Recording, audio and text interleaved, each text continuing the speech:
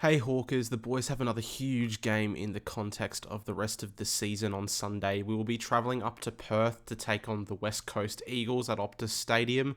Both these teams are among the most improved in the comp in 2024 and will be sure to be a hot contest from the first bounce.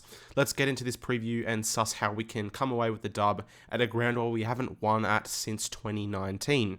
We will be going into the game with quite a few changes to the extended squad. Harry Morrison, Finn McGuinness, Josh Ward and Jai Sarong have all been named on the extended bench, and out of the 22 is Luke Bruce, who will be managed in preparation for our next game against the Cats.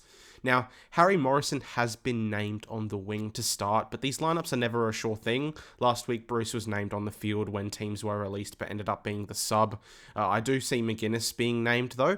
A lot of the teams have been tagging Harley Reid and Elliot Yeo this season, considering how damaging they can be, and he could have a role to play in keeping either of those players quiet on Sunday. Josh Ward and Jai Sarong have been in fine form in the VFL, but I doubt they play, unfortunately. We have a winning formula at the moment and shouldn't experiment with the 22 too much.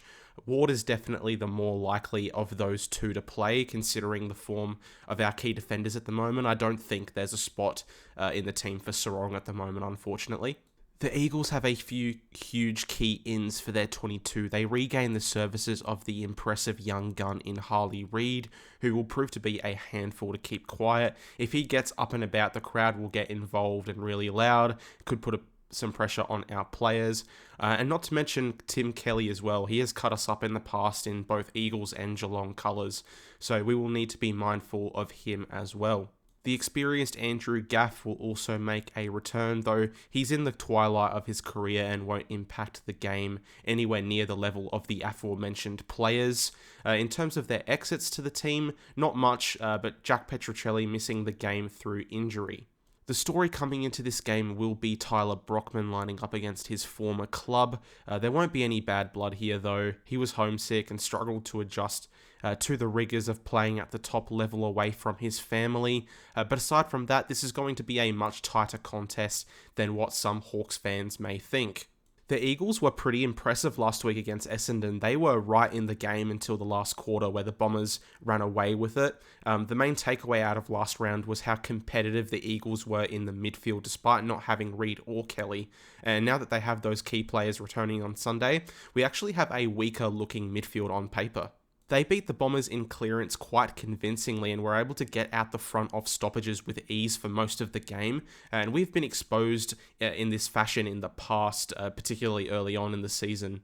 During our mid-season resurgence, though, we have definitely been a little bit better in fixing our defensive stoppage work, but we need to shut them down from the get-go. If Reid, Kelly and Yeo are firing, our defense will be under the pump all game, and they have some pure quality up forward. Waterman is having an all-Australian caliber season, and now that their star man Oscar Allen has returned, Frost, Sicily and Scrimshaw will have their handful in keeping them down. Luckily for Essendon, they were able to keep possession of the footy for extended periods of the game and limited the damage that the Eagles were dealing out of stoppage. They absolutely smashed West Coast in disposals and uncontested marks, and our fast-paced style of play will be crucial in keeping their hands off of the footy. Our main sources of scores in the past month have been from defensive half chains and forward half turnovers, and the Eagles are one of the worst teams at conceding scores from these sources. I think this is where we can win the game. As long as we limit stoppage, play with pace and pressure and move the footy with precision, like what we have seen in the past month, I think we can get the job done. But I do expect the Eagles to put up a fight. This definitely won't be a belting like the last time we played them in 2023. They have a newfound confidence, and despite handing North Melbourne their first win of the season at Optus a couple of weeks ago, I think the inclusion of their midfield stars will give them a huge boost.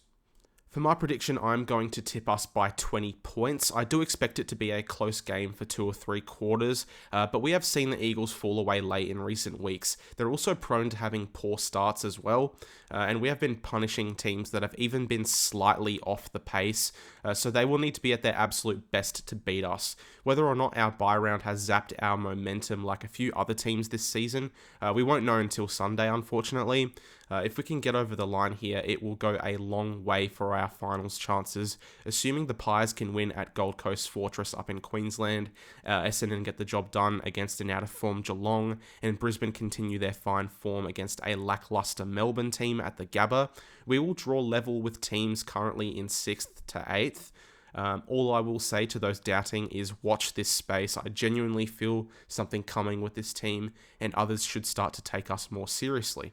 Anyway, that's all from me, Hawkers. Not a very in-depth preview with stats like I normally include in these types of videos, but I often find that draws away some viewers, so let me know if you prefer these types of previews instead. If not, I will go more in-depth in future ones.